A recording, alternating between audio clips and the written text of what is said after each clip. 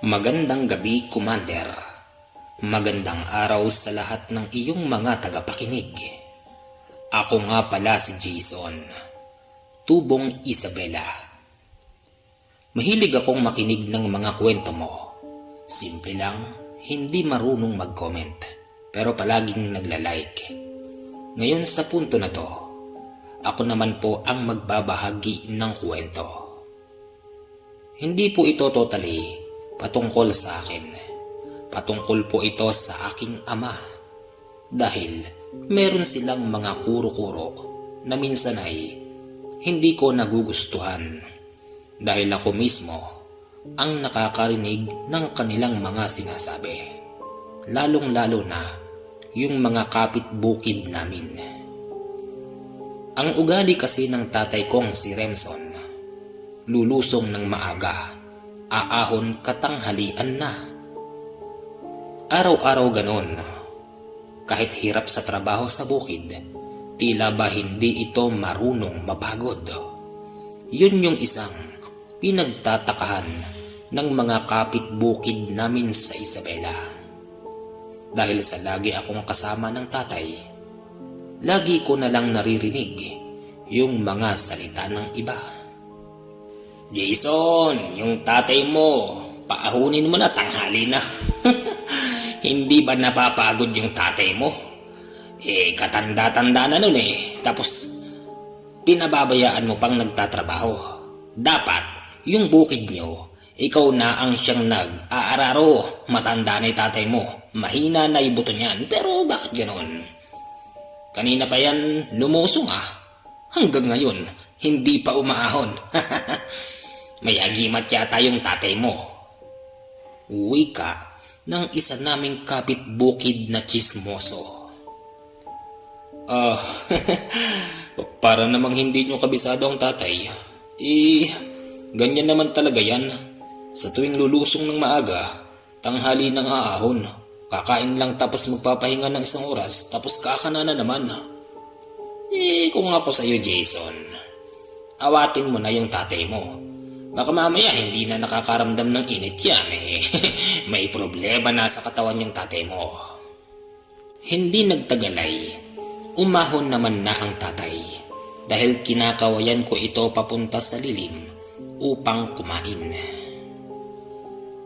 Nang kumakain ng tatay, napapatingin ito sa mga nakatambay doon na mga kapitbukid namin. Tila ba meron itong gustong sabihin. At nagpaparinig na rin ng tatay. Mabuti pa ako. Kahit sinasabing matanda, mas matagal pa ang buhay ko sa inyo. Wika ng tatay Remson. Hindi nagtagalay, lumapit yung kapitbukid namin at nakiisyoso kung ano ba ang ulam namin. Nako, kahirap naman ng ganyan. Magtatrabaho kayo maghapon tapos pagkain nyo saluyot na merong inihaw na isda. Dapat pa ganyan. Ang ulam nyo masarap. Paano ka makakapag-araro niyan, Tatang Remson? Alam mo, sa tanda kong to, mas nanaisin ko pang kumain ng mga gulay dahil mas lumalakas ang aking katawan kesa sa mga karne. Ikaw, ilang taon ka na ba? May 50 ka na ba? Aba meron na. Sa totoo niyan sa isang buwan, 51 na ako. Hindi ka naaabuti ng 52. Nang sabihin yon ni Tatay Remson, yung lalaki ay parang gustong magalit. Na ewan dahil masama yung tingin kay tatay. Pagkatapos nitong kumain, nagpahinga lang ng isang oras si tatay tapos kumana na namang nag-araro ng bukid. Nagkasabay pa sila ng kapitbukid namin. Pinagmamasdan ko silang dalawa. Mas magilas pa rin si tatay pagdating sa pagkilos sa bukid. Tsaka napapansin ko, si tatay ay hindi tayo ng tayo. Hindi katulad ng kapitbukid naming tsismoso na makatakbo lang ng konti sa pag-aararo ay nag-uunat na ng likuran. Tignan mo tong taong to. Tapang-tapang magsalita na kesyo yung tatay ko. Mahina na. Mas malakas pa pala yung tatay ko. Wika ko, Commander, sa aking sarili. Pagdating ng hapon, ilililim na ang mga ginamit na mga pinang-araro. Yung kanila ay itatambak na lang sa ilalim ng punong mangga, habang yung sa amin ng tatay ko, nililinisan pa namin.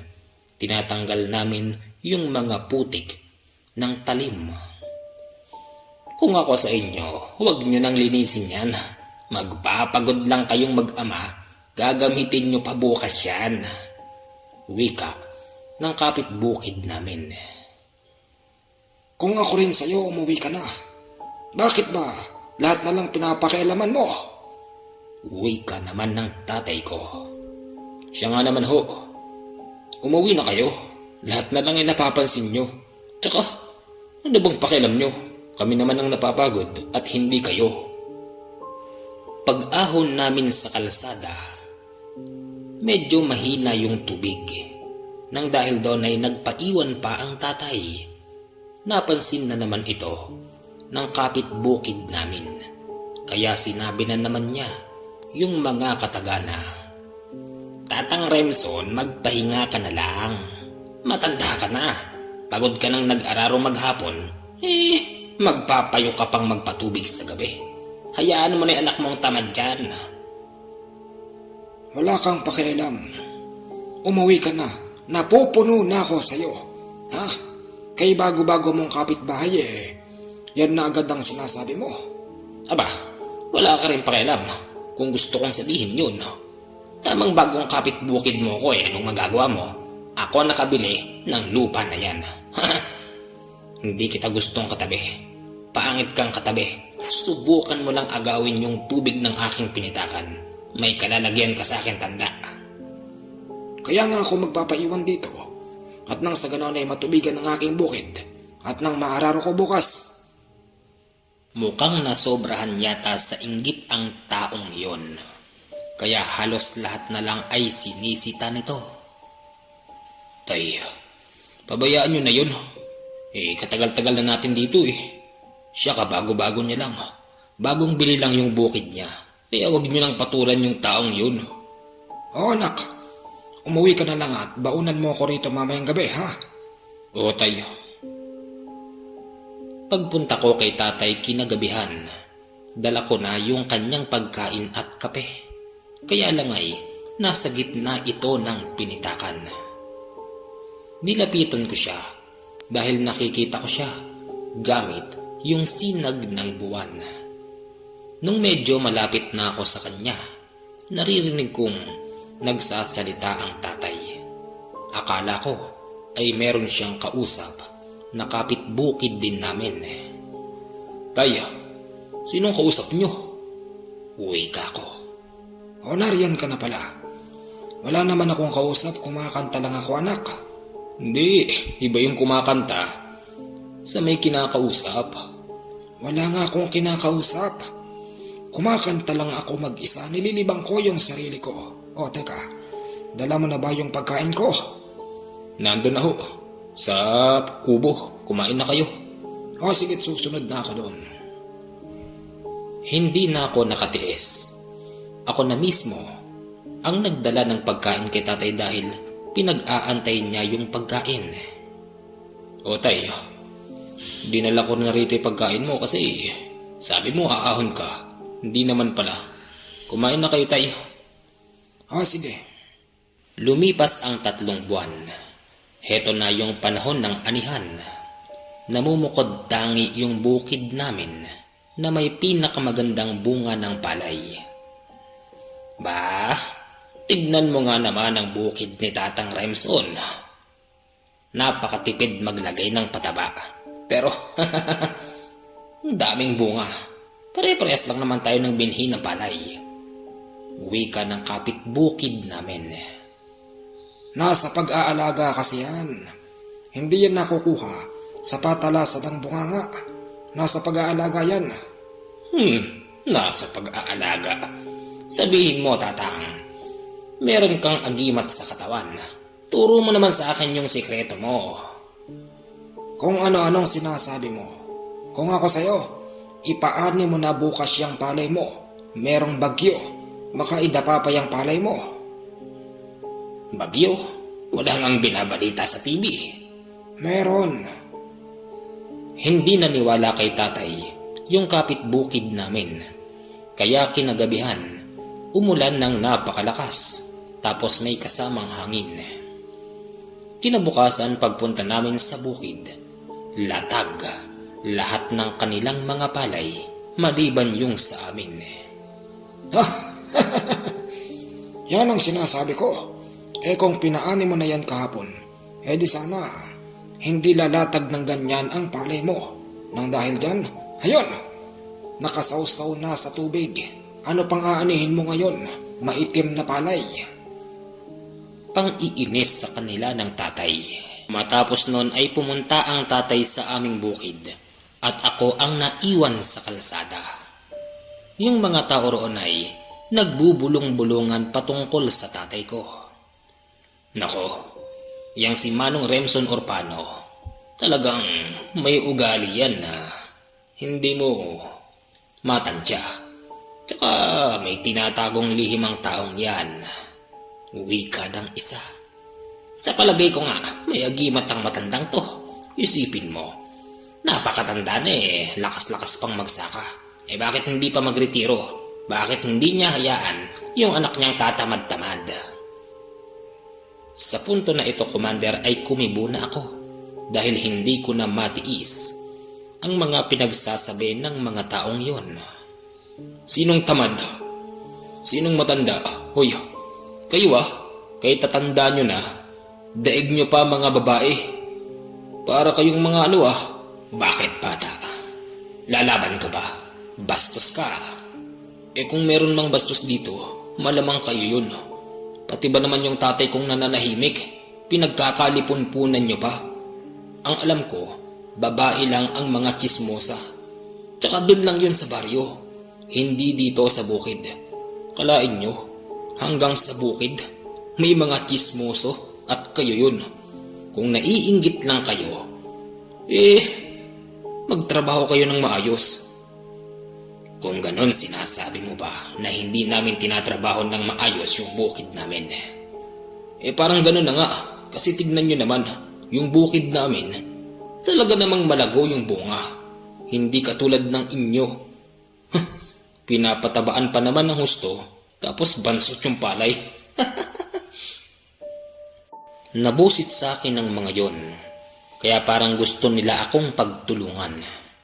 Kahit na sabihing bata pa ako nung mga panahon na yon, batak din ng aking katawan at mas malaki, hindi katulad ng kanila.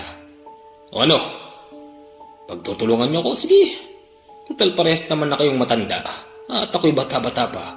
Siguro naman kaya ko kayong itumba. Nung lumapit yung isa, may hawak pala itong lingkaw.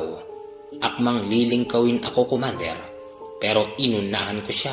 Tumilapon siya sa paligi kung saan kami kumukuha ng tubig. Ano? Sino pa sa inyo? Wika ko. Umalis na lang ang mga yon at nagtungo sa kanya-kanya nilang bukid. Hindi nagtagalay, pumunta ako sa bukid namin. Nilakaran ko yung mga pilapil. Kita ko talaga yung pagkakaiba ng palay namin at sa palay ng kabila. Alam ko rin naman, Commander, na yung palay namin ay hindi masyadong siksik sa pataba, pero siksik naman ito sa tubig. Tapos yung mga pilapil namin, kumpara sa kanila, nagtataasan ang mga damo na mas mataas pa sa palay, samantalang yung pilapil namin, halos nagsasawa ng tumubo ang mga damo dahil inaagad ito ng tatay. Yun ding araw na yun ay nagpaane yung iba naming mga kapitbukid. Napakahina ng kanilang mga ane, hindi katulad ng samin na halos kalahati ang lamang ng inani namin. Nagtataka na naman ang ibang mga tao roon. Sinasabihan na naman ng tatay ko na ginamitan na naman ng agimat yung bukid, kaya malaki ang inani namin. Ba, ayos! Daming inane ni Tatang Remson. Magpainom ka naman dyan. Uwi ka ng kapitbukid namin. Hindi naman ito napahiya. Kaya nagpabili ng alak ang tatay. Nang sila ay malasing na, ang wika ng isa naming kapitbukid. Tatang Remson, meron lang akong gustong sabihin sa iyo. Kasi yung anak mo kanina ay buntik na kaming pagsusuntukin. Ito nga si Tatang Lolong sinipa. Ayun, tumilapon tuloy sa paligi. Alam nyo, kilala ko ang aking anak. Hindi yan kikibo kung hindi nyo siya aanuhin. Malamang kayo ang may kasalanan. Kung ganun, Tatang Remson, sinasabi mo ba na kasalanan namin kaya yung anak mo naghurmentado kanina? Oh, ganun na nga. Jason anak, nagawa mo ba yun ng walang dahilan? Tay, hindi naman siguro gagalaw ang isang tao kapag hindi pinagbantaan ang buhay niya, di ba? Siya nga pala, ikaw nga pala, Tatang Lolong. Bakit kakaritin mo ako ng lingkaw kanina? Ano akala mo sa akin? Hindi ako kikilos? Wala yun. Pagpasensyahan mo na lang ako, Jason. Ayos lang naman po yun. Naging okay naman ang lahat nung gabing yun. Kaya lang kinabukasan, nung binibilad na namin yung palay, muli na naman silang dumating. At ang wika nung isa, tama na, Bilad. Mag-inuman na lang tayo, Tatang Remson. Dami mong inani, samantalain na natin to. Nang dahil sa mabait ang tatay, hindi na naman sila napahiya. Kaya lang nung malasing na, iba-iba na naman ang sinasabi. Nakesyo ang tatay ay merong agimat. Nakesyo ang tatay ay merong kaibigang kapre o kaya naman duwende. Dahil sa tuwi-tuwi na lang, sa tuwing anihan na lang daw, laging lamang sa ane ang tatay. Pilit namang dinedepensa ng tatay yung mga katagana. Nasa diskarte lang yan ng pagsasaka. Hindi nagtagal, Commander, ay medyo kumulimlim na, kaya nagsilong na kami ng aming mga palay. Pagsapit ng gabi, umiinom mag-isa ang tatay sa labas. Ako naman ay tumatagay din habang nakasilip sa bintana. Hindi nagtagal ay may nakita kong umupo malapit kay tatay. Ano yun? Wika ko. Si tatay naman ay nagsasalita, pero wala akong naririnig na sumasagot. Hindi nagtagal, Commander, si tatay ay pumasok na sa loob ng bahay at nakita niya kong nakasilip pala ako sa bintana. Oh anak, kanina ka pa ba dyan? Oo, tay. Sino kausap niyo? Anak, halika mag-usap tayong dalawa. Huwag kang maingay. Meron akong mga gabay. Siguro naman ay nakikita mo ang suot kong to. Tay, akala ko kahoy lang yan. Hindi ito basta kahoy, anak. Ang suot kong ito ay isang anting-anting at may gumagabay sa akin na isang kaibigan. Siya ang dahilan kung bakit marami tayong inaani.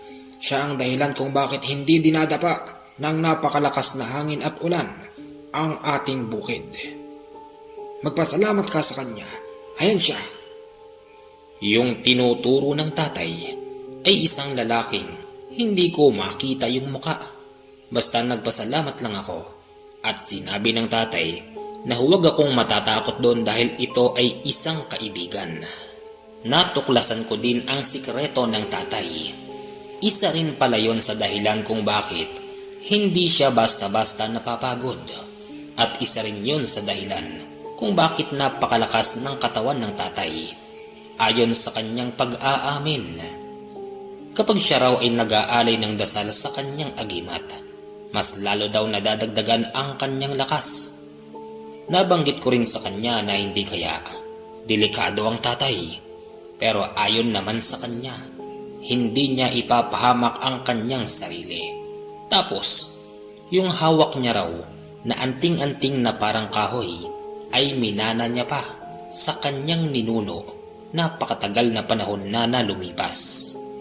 Makalipas ang 2 linggo, dinispatya na namin ng tatay yung mga inani namin at nakatingin yung mga kapitbahay naming tsismoso dahil yung isang truck na malaki ay napuno ng palay. Anak, anong tinitigdan mo dyan? Tay, yung mga kapitbahay natin, akala mo bago ng bago sa kanila yung ganito. Hindi ba tuwing magpapasaki tayo, talaga namang napupuno yung truck? Hayaan mo ang mga yan. Mga enggitero lang yan. Akala namin, Commander, ganon ng ganon ang mangyayari. Dahil isang araw ang tatay, habang ito ay lasing at natutulog, bigla na lamang itong napasigaw ng napakalakas.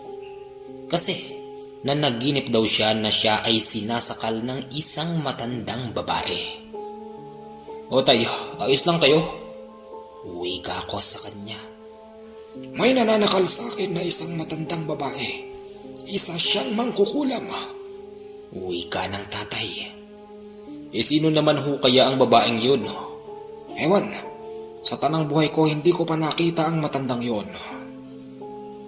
Lumabas ako ng bahay upang manigarilyo. Nagulat ako, Commander, dahil hindi ko napansin. May nakatayo palang matandang babae malapit sa akin. Nakita ko lang yon nang ito ay humakbang ng kaunti dahil kumaluskos yung lupa nang siya ay lumakad. May tao pala rito. Sino ho kayo? Tsaka, anong ginagawa niyo rito gabi na? Huwag kang maingay. Dinadalaw ko lang yung tatay mo kung buhay pa ba. Ano? Nahihibang ka na ba, Lola? Hindi ko nagustuhan ng sinabi ng matandang yon. Nang dahil doon, Commander, ay binira ko ito. Kaya lang, hindi tumama ang aking kamao na siyang aking pinagtaka. Kasi sa pagkakaalam ko, Commander, hindi naman siya malayo sa amin. Basta bigla na lang itong naglaho kaya hindi ko siya tinamaan. Nagsisisigaw ako sa labas ng bahay habang may hawak na matabang kahoy. Hinahamon ko na muling magpakita ang matanda. Hindi nagtagal yung tatay ko ay lumabas. Bakit? Sinong kaway mo, anak? Uwi ka ng tatay. Hindi naman na yun nagpakita kay tatay. Hanggang sa lumipas ang 3 araw, nakakaramdam na ng kung ano-ano si tatay sa katawan. Nandyan yung sasakit ang kanyang bewang, mahihilo, tapos bigla na lamang magsusuka. Hindi ito pwede. Hindi maaaring mangyari to. Hindi ako pababayaan nang gumagabay sa akin. Uwi ka ng tatay. Hanggang sa lumipas na naman ang 1 linggo. Bumagsak na ang katawan ng tatay dahil hindi ito masyadong makakain at palagi na lang itong nahihilo. Nakahiga na lang ang tatay at ayaw nang tumanggap ng mga gamot. Tay, kumain ho kayo. Paano kayo lalakas niyan? Uwi ka ako. Yung nanay ko naman ay gustong dalhin sa ospital ang tatay, pero pinipigilan ito ng tatay dahilan na rin sa alam nito na hindi pang doktor ang kanyang nararamdaman. Hindi ako maaaring dalhin sa doktor. Ano ka ba naman, Emma? Huwag kang makulit. Baka mas lalong lumala ang aking nararamdaman kapag dinala ako sa doktor. Hayaan mong gamutin ko ang aking sarili. Sinabi naman ng nanay na paano mo gagamutin ang sarili mo? Ano ka? Doktor ka ng sarili mong katawan? Yung nanay ko kasi, Commander, ay hindi niya alam ang kakayanan ng aking tatay at hindi nito alam yung tinatago niyang lihim. Sinunod namin ang tatay hanggang sa isang araw, nagulat na lang kami nang siya ay bumangon. Tila ba biglang nawala ang kanyang sakit. O tay, saan ka pupunta? Pupuntahan ko yung mangkukulam na kumukulam sa akin. Akala siguro nun kaya niya ko. Ngayon, meron siyang kalalagyan. Ipapakita ko sa kanya ang lakas ng agimat ng magsasaka. Wika ng tatay. Dali-dali itong lumabas ng bahay habang nakasukbit yung kanyang gulok. Sinundan ko siya, Commander, pero hindi ko siya inabutan. Napakabilis niyang maglakad. Hanggang sa nagulat na lang kami dahil sa bahay namin ay may mga tumatakbong mga tao. Sinasabi na si Tatay Remson daw ay nakipag-away sa kabilang baryo. Dali-dali kaming nagtungo roon at dito namin nakita yung kalunos-lunos na nangyari. May isang matandang babaeng nakahandusay sa batuhan habang yung tatay ko ay nakatayo at tumatawa ito. At hindi mo na rin masyadong maintindihan kung saan ba nanggagaling yung mga sinasabi niya. Ano nga kala mo?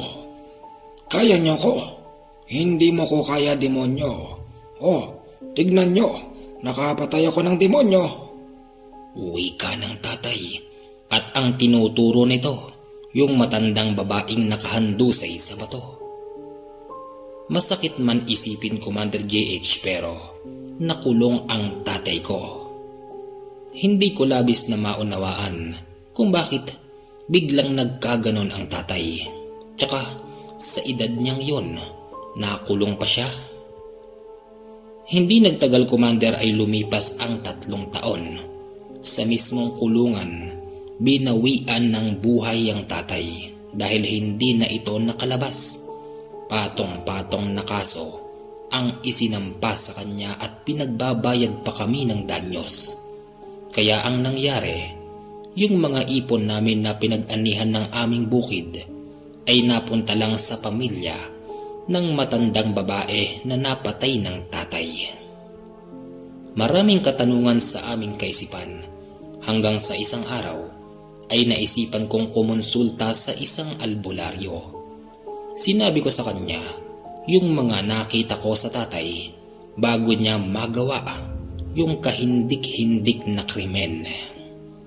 Ang sabi ng albularyo, napaglaruan daw ang tatay ko.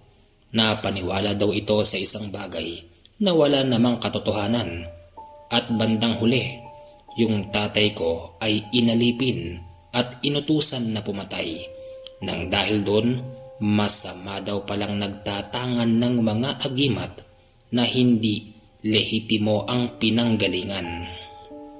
Sinabi ko din sa albularyo na yung gamit ng tatay ay galing pa yun sa kanyang ninuno. Pero hindi naniniwala yung albularyo kasi kung galing daw yun sa kanyang ninuno, di dapat mabuti ang panggagalingan nun at hindi mapapahamak ang tatay ko. Maaaring yung ninuno nila ay napulot lang yun at hindi subok yung gamit na yun. Tapos naipasa lang kay tatay. Kaya yun, bandang huli, si tatay ang nagsakripisyo. Nakulong na at namatay pa mismo sa loob ng kulungan. Commander JH, hanggang dito lang po ang kwento. Sa totoo lang kaya ko po ito isinulat sa iyo dahil gusto ko rin makakuha ng payo katulad ng mga pinapayo mo sa ibang mga sumusulat sa iyo. More power at aasahan ko po na mababasa mo ang kwento na to. Okay, parang feeling ko wala na akong pwedeng sabihin kasi nasabi na nung pinagkonsultahan mo. Kasi ganun talaga. Sa huli matatalo kayo kapag hindi lehitimo yung pinanggalingan.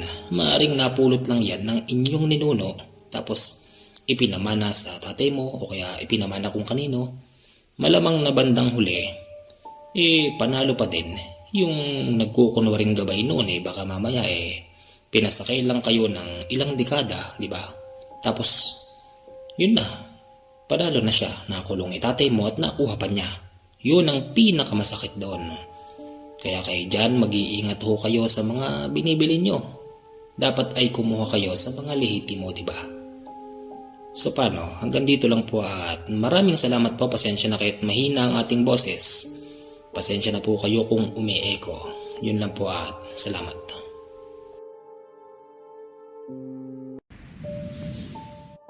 Magandang gabi.